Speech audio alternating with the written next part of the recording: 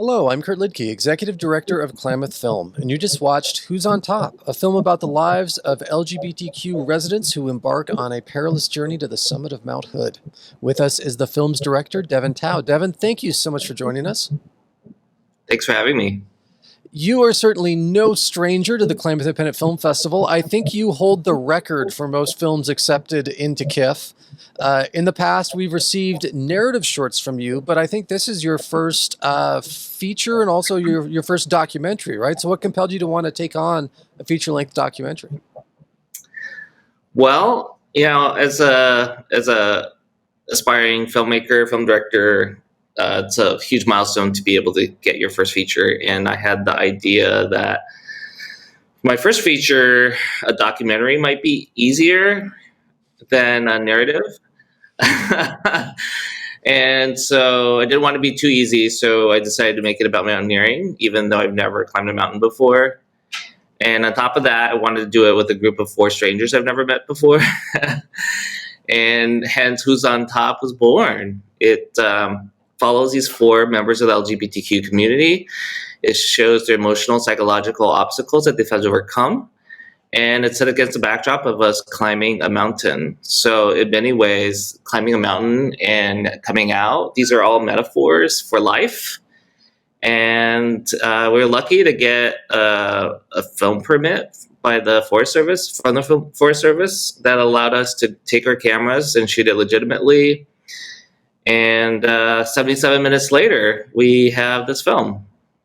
Well, I know you're also a proud member of the LGBTQ community, but what made you want to take on this daunting project? Because it's one thing to make a film. It's another thing to make a film where you're trekking all of your gear to 12,000 feet or whatever the summit is of Mount Hood.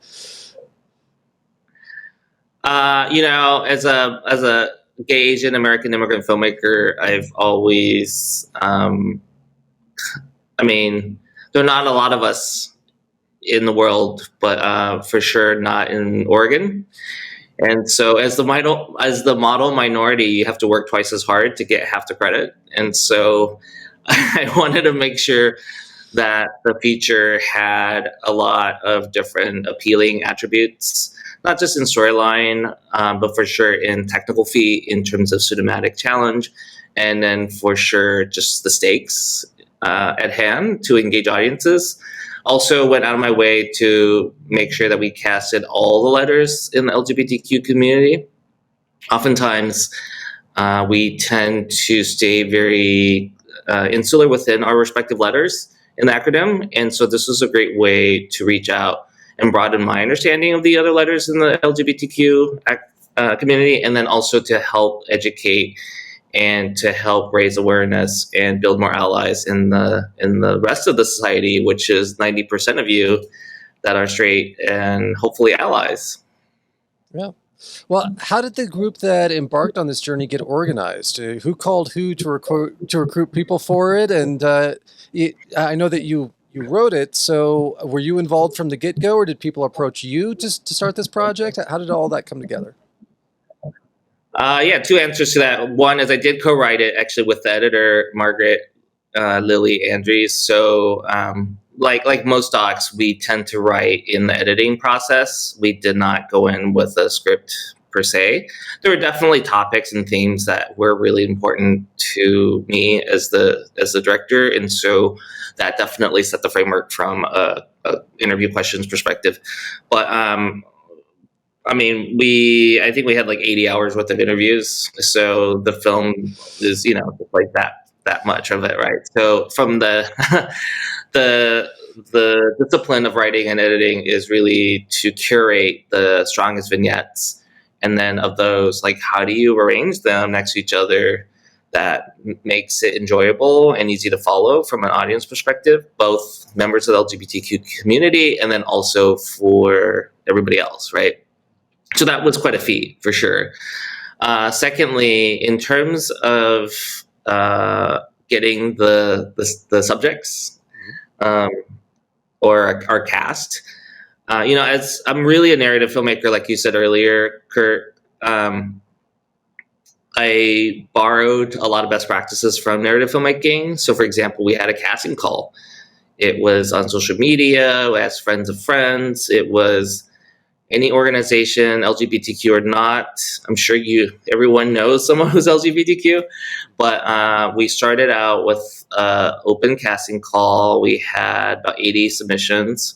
The first round is you had to answer like 5 essay questions. You had to submit your headshot, and there were multiple rounds after that. The final round is on-camera test / audition. And then that was just, I think it was like 12 people. So we narrowed it down, and then making sure that we had people represented in all the buckets. And from there, we put people in front of the camera. And so the project was only about 9-10 months in terms of on-camera work. So we needed the people to be somewhat ready to be on camera, to really dive in and discuss and be vulnerable in front of the camera.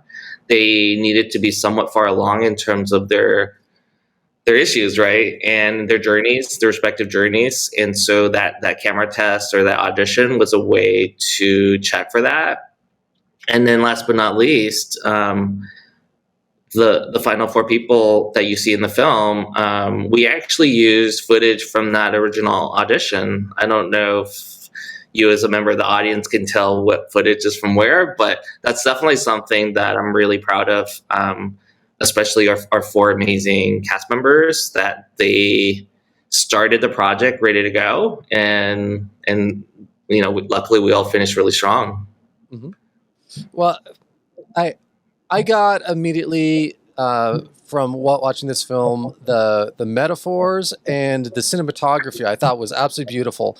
But as someone who has invested a lot of personal income into camera gear, when I first watched this film, my thoughts mainly focused on not the climb as much as I hope they protected that gear, because it's hard enough to reach the summit of Mount Hood as is, and people die doing it every year. It's another matter doing so carrying cameras, gimbals, tripods. How big was the crew behind the cameras, and how much stuff did you end up hiking to the top of the mountain? You're a true filmmaker. You're very equipment-centric. Of course, the gear is one integral, very expensive part of the overall journey. The mountaineering gear was probably just expensive, if not more. The guides, they were not free. I mean, those are all insignificant compared to kind of the stories and the lives of these 4 people, amazing people, right? And so, of course, we had production insurance. Of course, we had all the stuff, releases. Of course, we had releases. Well, many releases. And so it's part of the process of doing things legitimately. Having said that, for the ultimate summit day, we did bring on an extra camera person who, thank God, he reached out to us. He's actually a LGBTQ rock climber who also films. We were very lucky for Who's on Top to have Sam Crossley, who's a out LGBTQ climber who's also a camera person. He actually worked on Free Solo. He worked on, oh my gosh, I'm trying to think of the other climbing films. He reached out to us out of the blue. And coincidentally, I had met a couple of other climbing professionals, and they recommended Sam also. So it was kind of serendipitous that Sam reached out to us, because I don't know how many LGBTQ climbing camera people there are in the world, but we had one that had incredible credits. On top of that, he was young. He was eager to help out. He gave us a huge discount. He was willing just to stay at somebody's house the night before. I mean, he didn't, complain. He was just so fun and easygoing. But he added so much extra support and legitimacy to the project that I'm just so grateful. And luckily he did watch the film and he liked it. So I think that's always kind of a feather in that cap. Right. Well, thank you for that, because I'm always curious. Maybe to my own detriment sometimes when I'm filming something, I usually put the safety of the equipment over the safety of myself. So, but it's a whole other matter when you're climbing a mountain while doing so. Well, I mean, how I think of it is the deductible on camera equipment is much lower than the deductible on your life. Right. So if you have to fall on the camera to save your life, I would probably fall on the camera. But that's me. This film also, you got George Takei involved in the film as its narrator. Not only an icon of the industry, but an icon of the LGBTQ community as well. Did you have a previous relationship to invite him to participate in the project, or how did that come together that George became a part of the film? George has always been a childhood hero of mine. So my only relationship with him was me looking up to him from afar. As a gay Asian American immigrant, I came to the country when I was 8. I didn't speak a word of English. And my schooling, besides going to just regular public school, how I really learned English was just watching reruns in television. And so Star Trek, Bewitched, Three's Company, these Gilligan's Island, this is how I learned English. And there weren't very many shows that portrayed Asians in a positive light. Yep. Generally, they were caricatures, and they spoke English in a way that I personally didn't speak, so it didn't resonate with me very much. Having said that, dark side of Hollywood history, yeah, for sure. Thankfully, they're starting to rectify. But I've talked a lot about.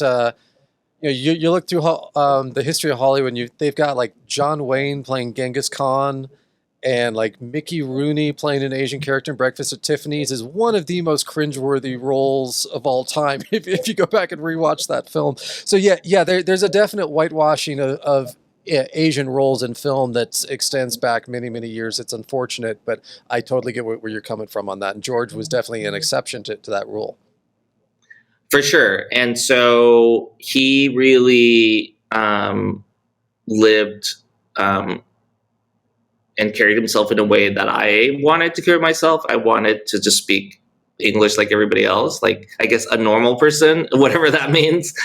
And so I definitely had this thing burned in my brain that, I wanted to aspire to whatever that means to be Asian American.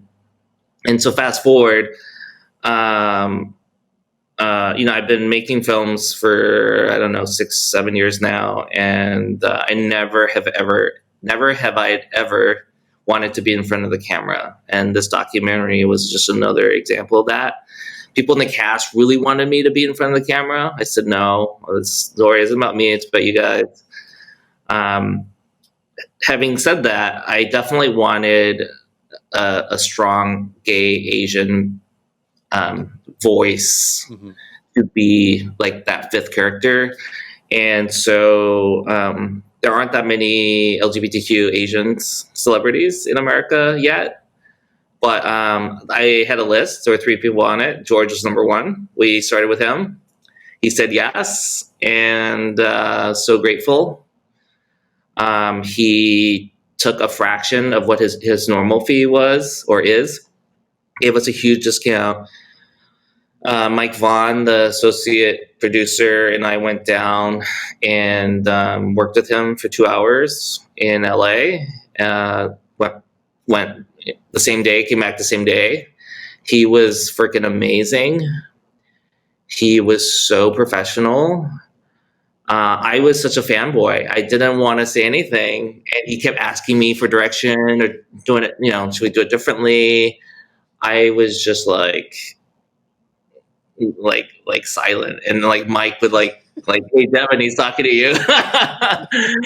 And then I'd I'd kind of snap out of my fanboy dream, and then I give him notes, and he would make changes, and it was so surreal. I mean, just to have it come full circle.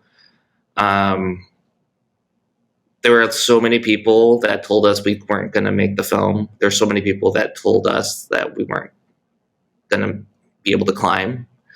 There were people that committed to our project and then left last minute.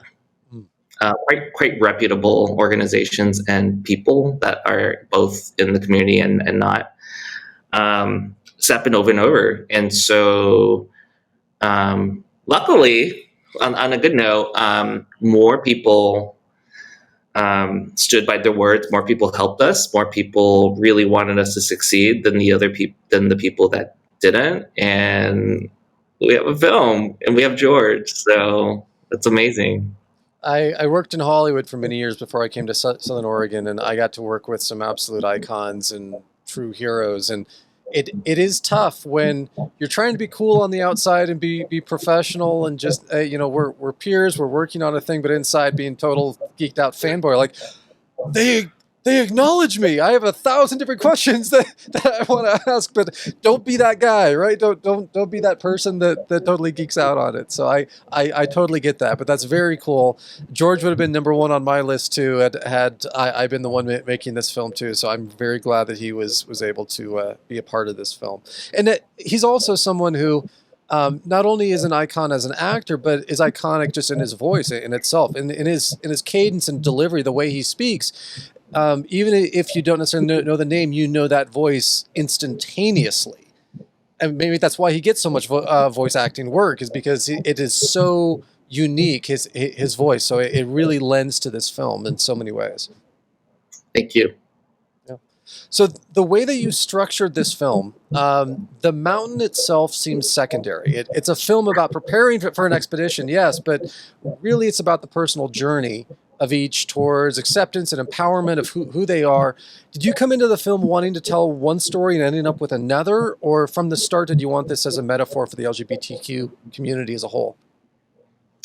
Is there a third option? Well, I mean, especially a documentary, you definitely go in with one idea and then you shoot. And then, I mean, these are real people. Most of the time, they didn't say what I wanted them to say.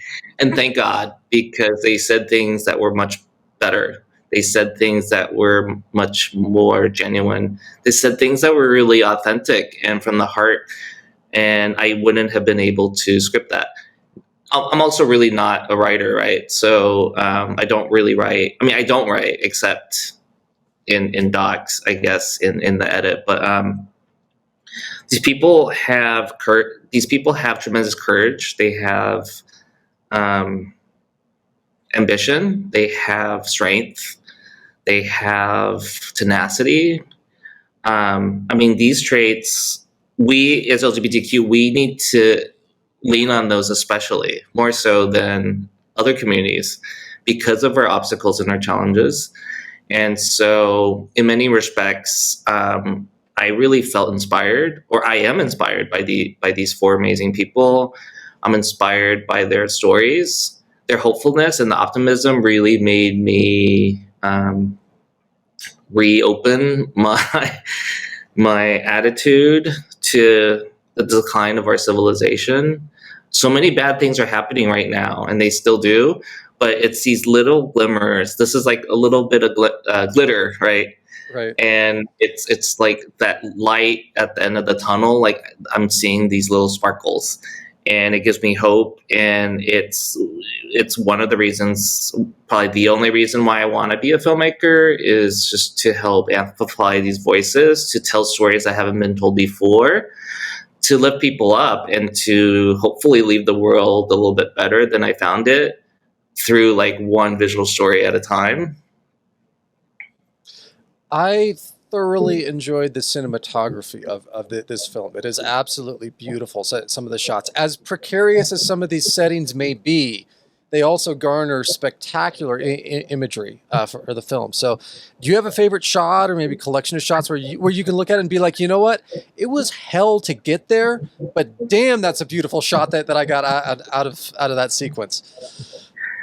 So another advantage of being a director producer and not someone who holds a camera is I don't have to go shoot anything. I don't have to go through the tundra or the rocks or 2 miles the other way. I'm just like, oh, hey, Justin Raff, our director of photography, please go and get that shot and call me 5 hours later when you're done. Right. I don't know if it's a secret, but even back in film school, I always picked topics or stories that would lend themselves to beautiful images. And I mean, Mount Hood, it's like such a slam dunk, right? I mean, I hate to do another sports metaphor, but it's so obvious that it would be amazing and epic and beautiful and spiritual and grandiose. I mean, I just like too many adjectives. And so in many respects, like the film shoots itself because everywhere you go, you kind of just have to hit. I hope Justin's not listening, or Gus, or Samuel. You kind of just need to point. It doesn't matter where you point, you're just going to get beautiful shots, right? Obviously, it's not that easy, but you know, we spent almost a year doing this. We got to learn a lot from each other, both between the crew and the cast, and cast and the crew, and obviously between the crew and ourselves, amongst ourselves. We started to develop a really strong language, one that actually meant that we didn't have to say anything. Many times, like, I would call cut, and I look at Justin, and then he'd be like, and then I'd be like, action, and then he would have just like fixed it because he already knew what I was going to say. And that's something that I hold very close to my heart in having invested all this time, but both him and I investing in each other and coming up to the ranks from our first short, Eve the Prologue, back in 2017. That was my first year at KIFF. And he's worked on all the films since then that's been at KIFF. And here we are 5 years later, still, you know, we're still working together. It's such a privilege. It's such, so lucky, so blessed. He's so talented. But to answer your question, the easiest thing to make your films look good is to pick stories where there are really visual things that look good. Right. And so yeah, yes, I'll take some credit of my team, and I'll definitely give credit to, you know, amazing camera team. But also, it really helps if you just go somewhere where it looks amazing. Mm-hmm. Any lessons learned from this production, aside from maybe if you're going to go to the top of a mountain, take the lighter camera equipment? Don't make a documentary about climbing a mountain, I think is my advice. No, in all seriousness, my advice is don't let people tell you can't do something. I was told as a kid I can't be athletic. I was told as an adult I wasn't going to make it up the mountain, you know, like months before by some people. The Forest Service denied our permit request the first 3 times, and then on the 4th one they approved it. The money was super hard to raise, right? I just kept asking, and we figured it out. And so my advice for filmmakers and people in life, right? No one's sitting around waiting to give you money to make a film and to give you film permits and to do all these things for you. Like, in fact, everyone's sitting around doing the opposite. And so for you to really be passionate about what you want to do, if you're a true passionate filmmaker, you will rise above that against every odd, all the odds, and you will make your film however, you know, with your iPhone or your GoPro, like whatever. Yes, you know, I have access and I'm very privileged. I have these amazing resources and you know, it allows me and my team to make the films that we make. But give me a call, borrow my camera, ask Kurt. Kurt, he has a lot of cameras. We have a whole collection of gear that we loan out to all Klamath Film members for free. So yeah. If someone wants to make a film, contact us. Yeah, my advice is stop saying how you can't make a film and start making a film. Same thing about life. I've always wanted to climb Mount Hood. Why aren't you climbing it? There's tons of organizations out there that you can join and come up with a training plan. I just want to empower people. I don't. I personally, growing up, I didn't listen to the people that said I couldn't do certain things. In fact, they fired me up even more, made me want to prove them wrong. I'm also the youngest of 3 boys, and so it was like it was my coping mechanism that's allowed me to be who I am, and I want to try to share that and inspire other people to do the same. I count 7 laurels on your poster, including ours. So this film has had a chance to make the rounds a little bit. What have audience reactions been? What sort of feedback have you gotten from this film? It breaks my heart that we released during COVID. None of those festivals were live. They were all virtual. So KIFF will be the first one in-person festival. Making a film is like giving birth, and the final screening in front of an audience, that's like when you see your child grow up, right? And you realize, hey, are you a good parent? So, yes, we got great reviews, all that stuff, right? Yeah, no, that's so grateful. But I really missed the opportunity to engage with festival directors, volunteers, of course, audience members, and not to mention the other filmmakers. And doing that in person at KIFF in September, I look forward to that weekend every single year. I mean, I don't want it to sound like I'm just brown nosing you, but I mean, I've been going every single year. I love it. It's one of my favorite festivals. You guys have come such a long way, and I've been wanting to make sure each film that I make gets better and better. And so then that way I could come back and show a consistent track record of leveling up. And you guys hopefully can tell me that I've improved, or maybe you could lie and tell me that. Yeah. Well, what do you hope that people take away from watching Who's on Top? That's such a great question. I mean, I alluded to this a tiny bit earlier, but I really want to do 2 things. One is for members of the LGBTQ community, I really want us to pat ourselves on the back a little bit, not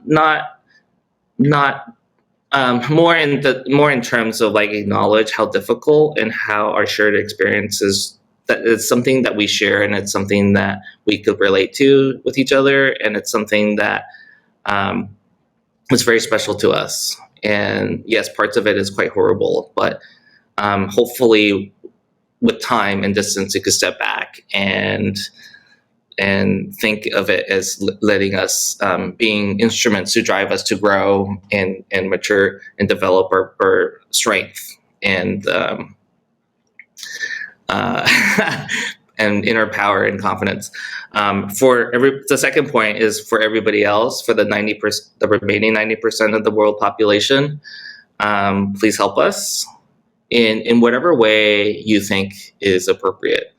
If this is kind of a reference to parts of the film, but if it means stopping a homophobic joke, if it means to ask someone to stop speaking falsehoods about a trans person, if it means sharing the fact that you have an LGBTQ relative to another straight person, or maybe even like an LGBTQ person, I think we as LGBTQs, we're just trying to normalize and make the world for sure better for us, but at the same time better for everyone.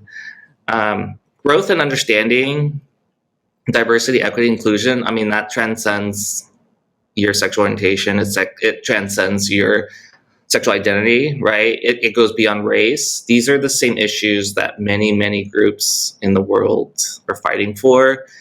And so we're all doing it from our own respective points of view. And so if you're a straight, cis, white male and you like watching this film, clearly you have the ability and the tenacity to be understanding, to be empathetic, to see representation in people who are very different than you. And it's through that correlation, and it's through that dialogue that we're all going to continue to foster understanding and better relationships between all the cultures and races and orientations. Mm-hmm. Well, thank you, Devin, so much for this film and for joining us. Who's on Top? LGBTQ Summit Mount Hood will be screened on Saturday, September 18th at 4:30 p.m. at the Ross Raglan Theater in our Northern Features category and available on demand all week long. Devin, great to talk to you as always. We look forward to seeing you in Klamath. And who knows, maybe this time around you might actually win an award, because you've kind of become the Glenn Close of the Klamath Independent Film Festival. So. I was thinking of Susan Lucci. Yeah. She had like 30 nominations.